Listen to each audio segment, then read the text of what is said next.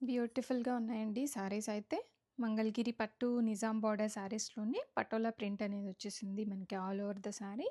And పళ్ళు వచ్చేసరికి మనకి ఇలాగ ప్లెయిన్ ఉంటుంది. ఇలాగ చిన్న చిన్న లైన్స్ వచ్చేస్తాయి పళ్ళులో. అండ్